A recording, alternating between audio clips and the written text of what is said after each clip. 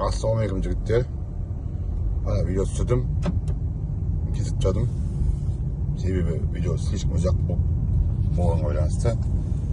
Себебі мына видеоны общий түсіремін қазір. Джак көлігі G7 машина коробка жүрмей кетті жігіттер. Вариатор коробкасы. Ішінде бензин жоқ енді қазір. Жүргенше жүремін, қайырген жүрем, бітіремін істеймін бірақ. Қазан айттым мен.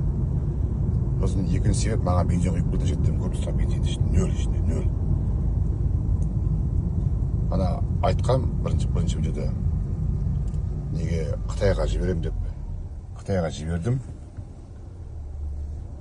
Маған жіберді, бәрін түгел қалай істеу керек, не істеу керек. Условиясы бар, лаунчпен жасауға болады екен. Аутелді білмеймін, лаунчпен жасадым. Бірақ условиясы бар. Қай затында. Машина ысымау керек, коробканың майы осындайдан аспау керек, осындай уақыт тұру керек, су, машинаның суы осындай болу керек, градусы. Сол условиясын бәрін жасадым түгел. Жасадым, мына жерде не жанып тұрған, звездочка. Көрдіңіздер ғой, звездочка ешқандай ештеңе жоқ, машинада ешқандай проблема жоқ. Полный оқып тастадым. Қазір осыдан кейін тоже Джак S3 келеді. Біздерде көп көліктер.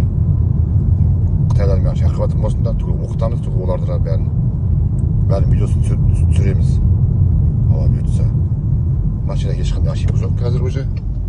Тек қана срезде ошибка бар, енді осы срезге бізге коробкамен келді, бізге келгенде жасаймыз. Міне. Живой пример. Міне. Көп тұсау міне. Ошибка ешқандай жоқ. Капот жауық тұр. Соған не істейді, бірақ маған керек өзі, істеу керек бәрі. Селекті бәрі қойдайды, бәрі мен істеймін. Істеу керек. Мені. Көрдің бе? Болды бәшетай, болды. Керек емес әрі.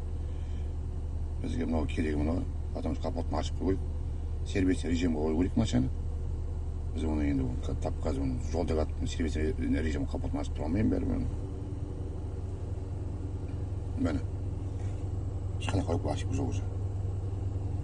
Живой пример. Машинада ешқандай проблема жоқ. Кімге вариатор коробкаларын оқыту керек болады, жақтардың хабарласыңыздар.